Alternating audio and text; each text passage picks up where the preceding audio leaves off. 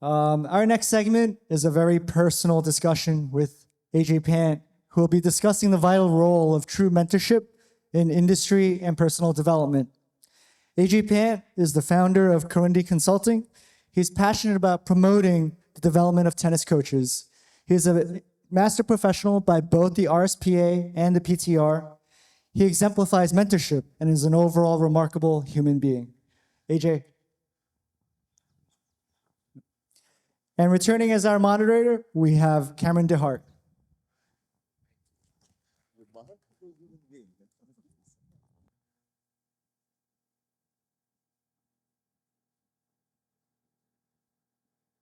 Check one. Hello. I hope, did you all catch the remarkable human being? Just want to make sure, because I've never heard that. All right, I hope. Is this working? I hope you're ready to do the talking for 5 people because it's just you. We'll make it work. All right, you ready? So your talk today is about mentors in your life. How do you internally define mentors? Good question, Cam. I think when we talk about mentor or mentorship, I think it's important to first just make sure we are all on the same page what that even means. My own definition is it has to be someone who can change long-term certain behaviors and either professionally or personally just change the direction you're headed in. Obviously, it's going to be for the positive. Often, this granular, it just kind of happens, it's organic, but that would be people who can really influence your life versus a coach or a subject matter expert. That'd be my definition. So let's list who are the mentors you're going to be chatting about this afternoon. There's so many, but for this today, I broke it down to folks who have made a humongous difference in my life personally and then professionally. And then there's a select few who have made me just a much better person, but also just let me go to heights with my career that I didn't think I could. So that's the breakdown. Who professionally, who personally, and then who did both. Can I talk about who they were? Oh, sure. The ones I'd like to talk about today would include Vic Braden, Arthur Ashe, Nick Bollettieri. Obviously, the reason we all are here, Vandermeer, Dr. Jim Lair, who big time PTR. And then there's a couple more. In fact, 2 of them are going to be in the audience as well. But I think that's my breakdown. Let's go ahead and start with Vic Braden. Sure. So, and I realize maybe a little bit wiser, so I don't know how many of you do or don't remember Vic, but by show of hands, how many do remember Vic? Oh, okay. You're all old like me. This is great. So Vic Braden, from a mentorship standpoint, he was the first one who was really able to reassure me. I tend to care, maybe too much. And I wanted to really check in, is that a weakness, younger days in my career? Is that something that's maybe I should not be that caring? And Vic also was a psychologist. He said absolutely no relation. Either you can be a jerk or you can be overly caring. It makes no difference. So that was a big relief to me. Vic was very good about either taking out your ego or giving you steps to so you weren't making decisions based on ego, but making decisions that were based on sound, some logic, some heart. So Vic was very, very good at that. I will say his love for tennis was just incredible. I wasn't there for this, but Vic was, so I believe him. He's watching a 95 and over men's national match. I forget where. And Vic, of course, he was a great storyteller, but he says, a guy who had just turned 96 was playing this guy. The guy who had just turned 95. So it's 95 and 96. Guy who's 96 hits the drop shot on clay. The guy who's 95 runs up, gets the ball back, passes out. People thought he had died. It was like, oh my God, there's all kinds of drama. The guy who's 95 did get up, and obviously he won the point. So the guy who's 96 goes, oh, it's 395. And when Vic said, that would be the ultimate advertisement for tennis. But back then we didn't have social media and some other. Thank you, Leon. You're a remarkable human being. But it was just Vic at his finest. So that was my Vic. It's very, very good to me. Okay, thank you. You've told me before you spent a lot of years with Nick Bollettieri. I'd like to hear more about that. How he was a mentor to you. Sure. Nick Bollettieri, and this is way before it became IMG. This is back when we were making peanut butter sandwiches for kids there. But Nick was incredibly good for me from a professional development standpoint.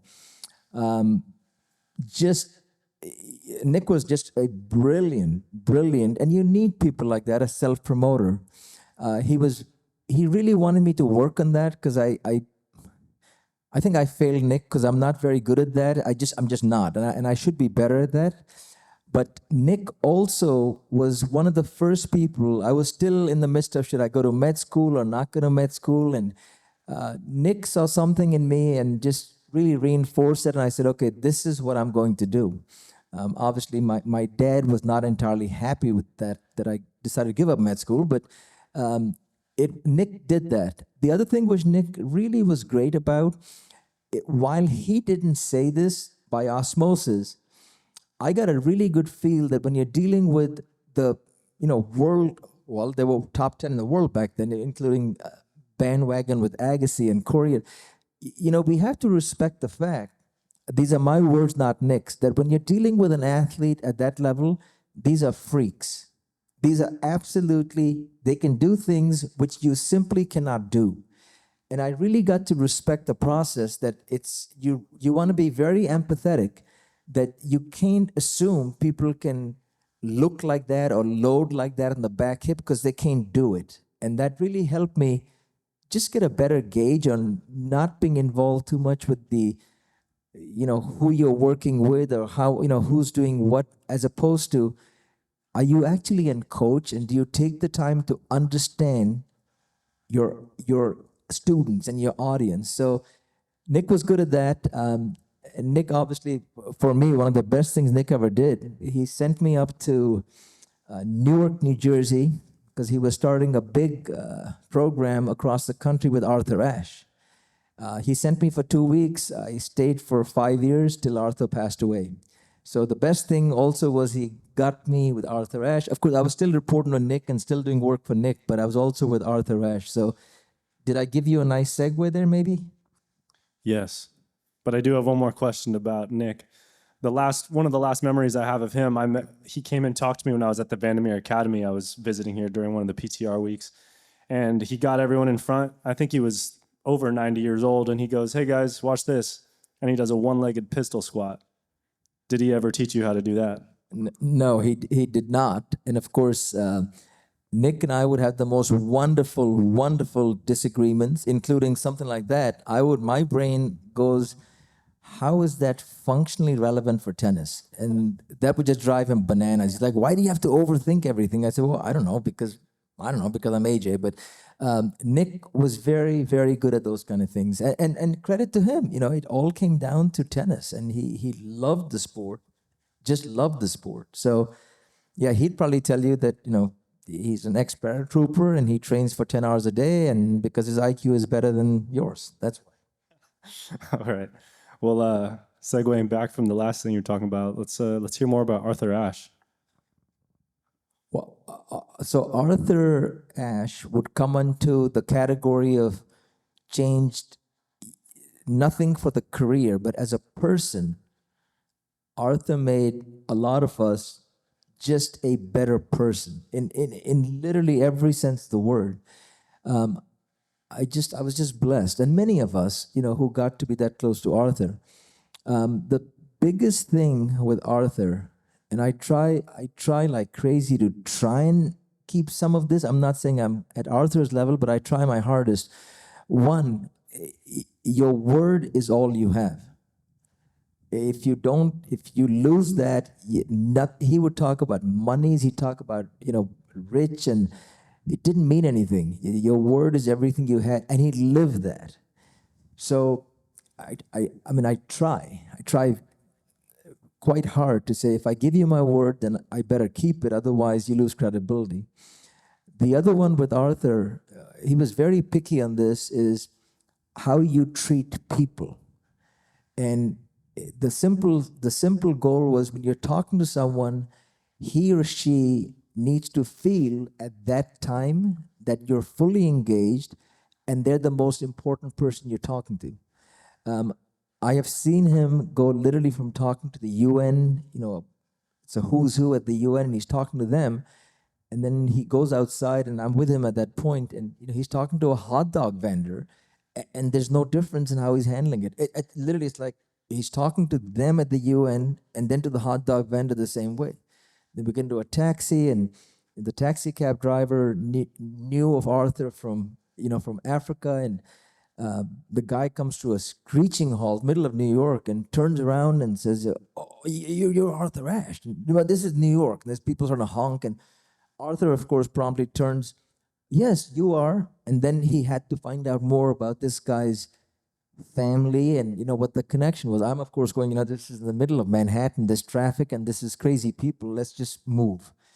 But Arthur, I've tried very hard again to keep that part, just to treat people like they're really important.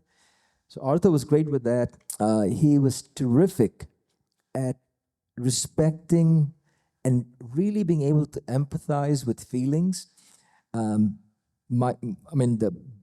best story that I would have at my expense was, we were at U.S. Open. Arthur, the media didn't know it. We knew he was dying of AIDS. Back then, they had no cure at all. So, he's popping like 17 pills in the morning. And so we get up there, and there was a lot of TV, and it was especially, they were talking about, to a Romanian contingent of kids, about Arthur Ashe, and they wanted him to talk more, and he was having a bad day. He said, "AJ, what can you handle it?" And I don't know, 25, 26. I thought, well, of course I can. I'm a hot shot. So I get up there, and these kids, through a translator, I talk about Elena Stase, and Elena Stase. So I said, "Hey, the guy was a genius, but mentally he wasn't strong enough to win the U.S. Open." And everyone's into it. The cameras are loving it.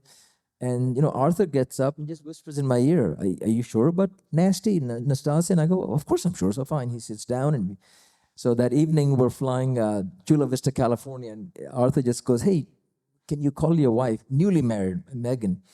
And back then we used to have these U.S. Open yearbooks. I never even remember. There was no internet. There was nothing. So I called Megan, and he said, "Ask her about Elena Stase." And I said, "Okay, she's going." She goes, "Well, of course he won the U.S. Open. He beat Arthur Ashe, 1972, 6-3 in the fifth." So I said, "Okay, you got to be kidding." So I said, "Arthur, obviously he won. He beat you in the finals." Then came the lesson. He goes, "I knew that." He goes, "But you were so confident he didn't." So I said, "Well, why didn't you say something?" And this again is a learning for me. He said, "Well, if I had, what would have happened?" I said, "Well, because the crowd would have loved it. The TV would have thought it's the funniest thing. Here's this young, a completely inept, foolish person saying he didn't win. He beat me in the finals." So, well, yeah. He goes, "How would you have felt?" I said, "Well, like I'm feeling now, about yay big." He goes, "Well, that's why I didn't."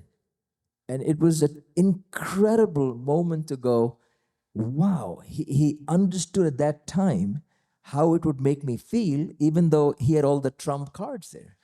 So, he made me a much better person. One of the coolest things is, we have right before my wedding. It's been 37 years now, but the day before my wedding, we're having barbecue somewhere in Kansas City, and over barbecue, someone videotaped this. Arthur's telling me how to be a perfect husband, and it's really a riot. But I try. I think I make a pretty good husband. So. Well, a lot of those stories you just brought up about Arthur sound a lot like Dennis, and that's probably why they were such good friends. Segueing off of that, would you like to talk about their relationship or just go straight into Dennis? Well, thank you, Cam. I can link both. My introduction to PTR was through Arthur. I thought I knew quite a bit because of all the coaching and traveling with Bollettieri. But Arthur felt very, very strongly that I want you to learn more about standard math progressions, especially. And I didn't. He said, I want you to really get involved with PTR.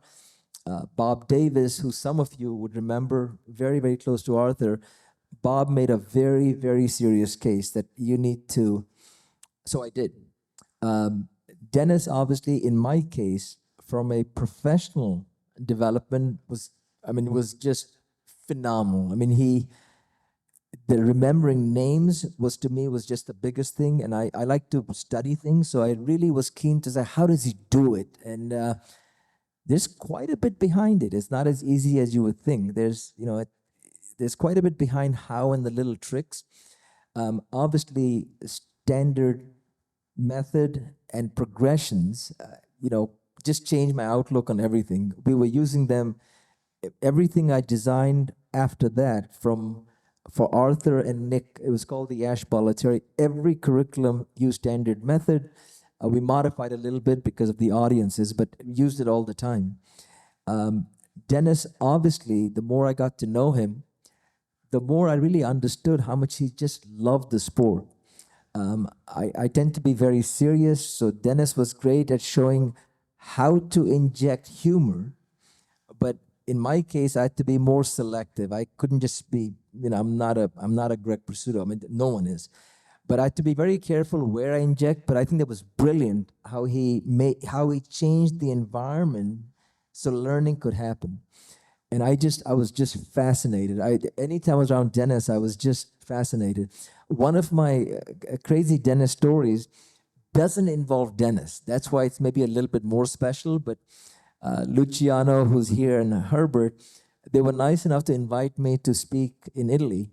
And, so we spoke in Rome, and then they had me in a little car, and Luciano was driving. There would be 5 other Italian pros, very, very nice, but I don't speak the language. And so we're heading over. They drove me like 6.5 hours over to Brescia on the Austrian border. It was a long drive, late night.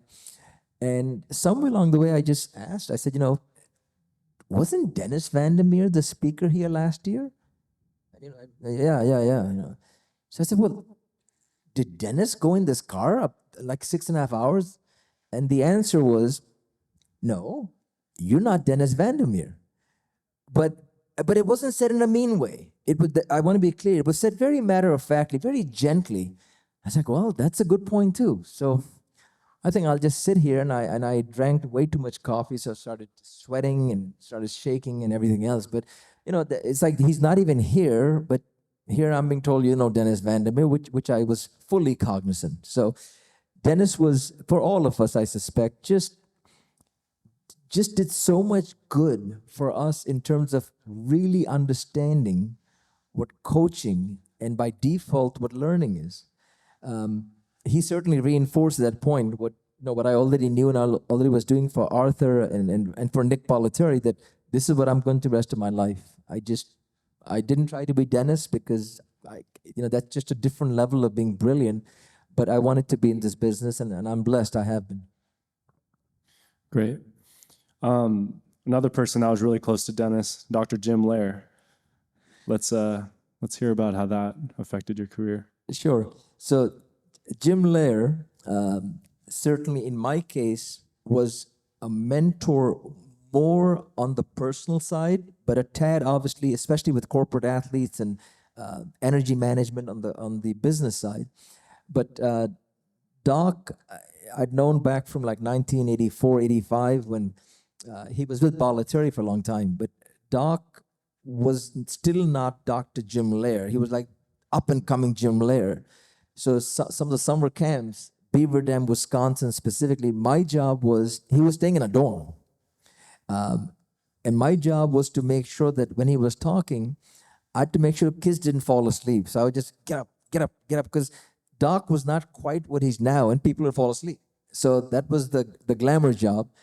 But back then, he was just starting designing his stuff, and I was just privileged to be a part of that.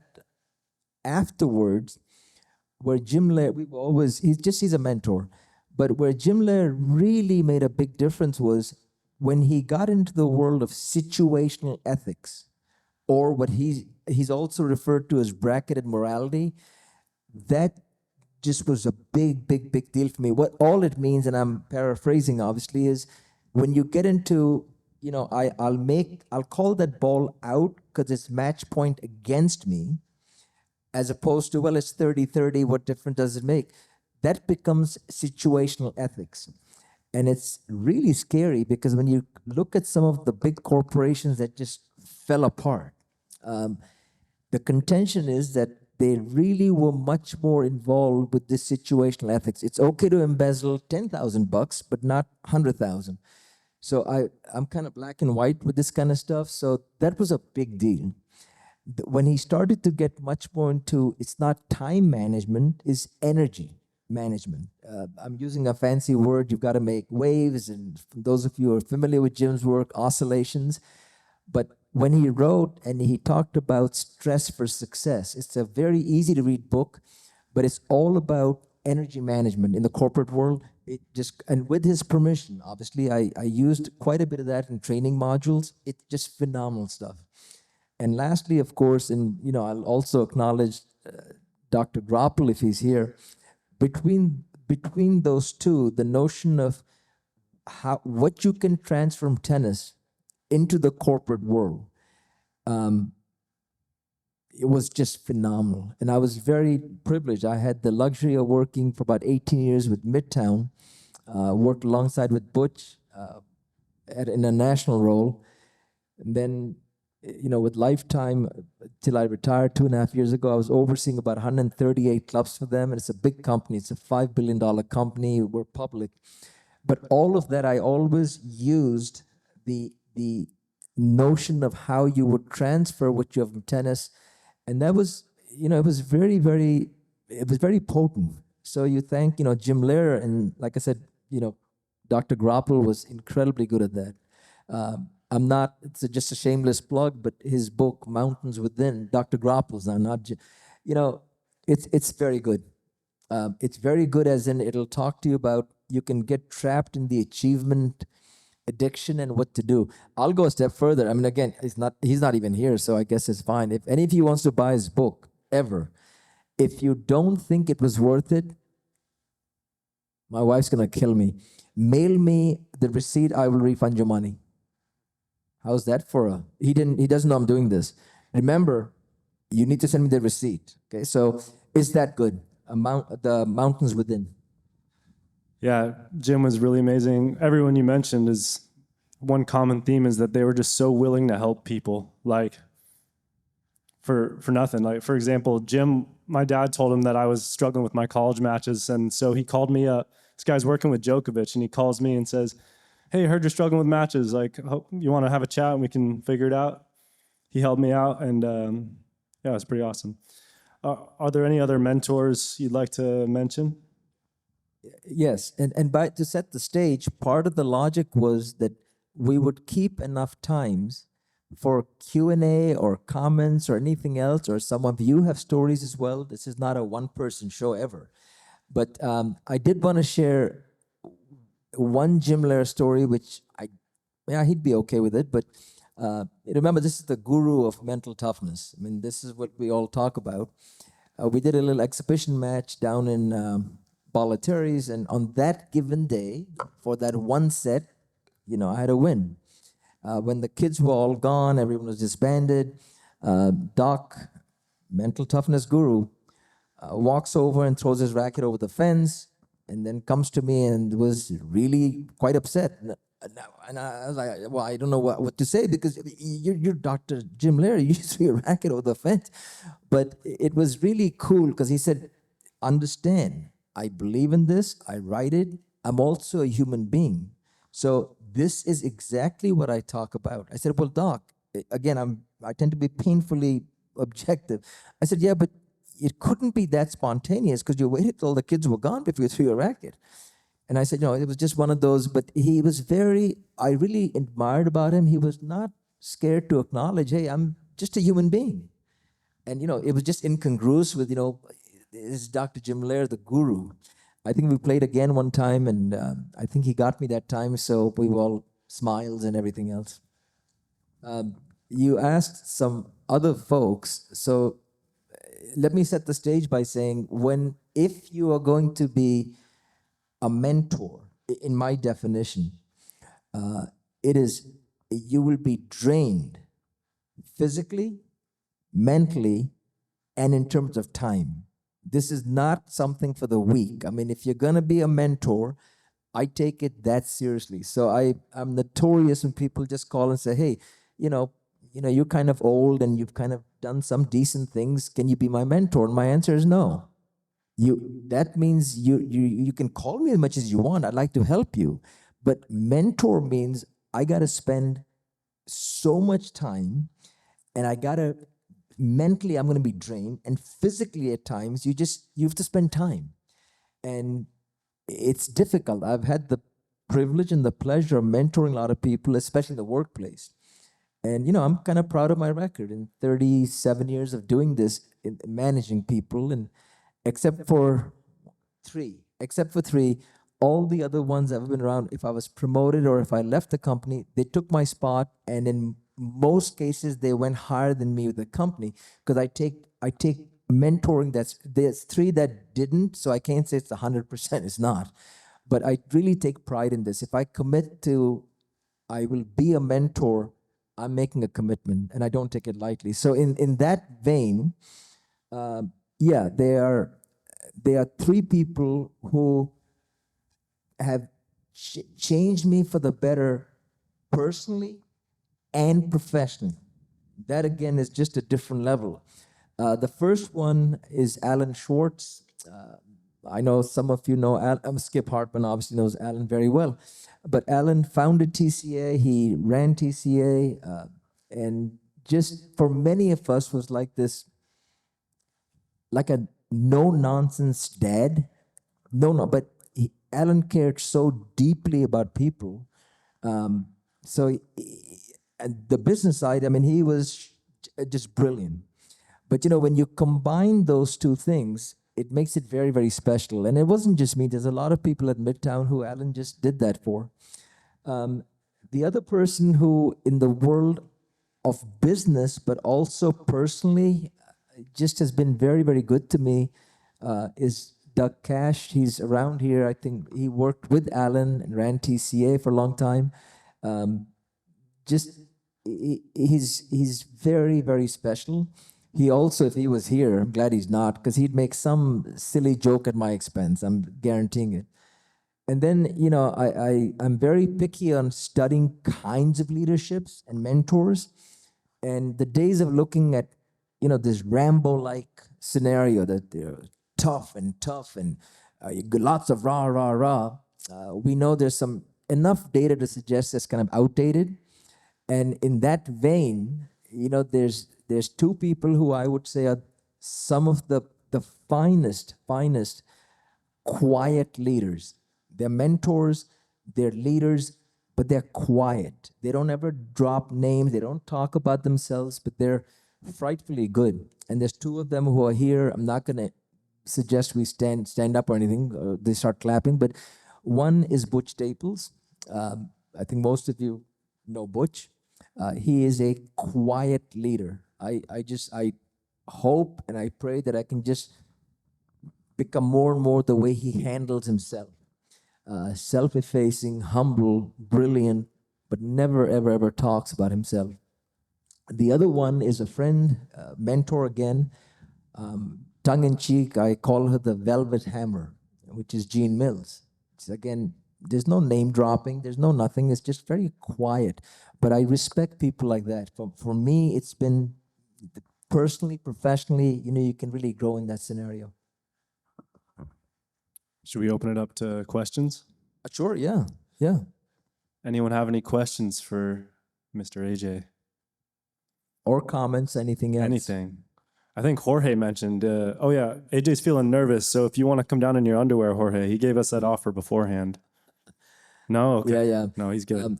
We part of the logic was when you're talking about mentorship and you're talking about quiet and you're talking about what this means, my intent was never to say we need to fill up time. My intent was to keep it short, hopefully get the message that any one of us who has the privilege to be a mentor, do not take it lightly.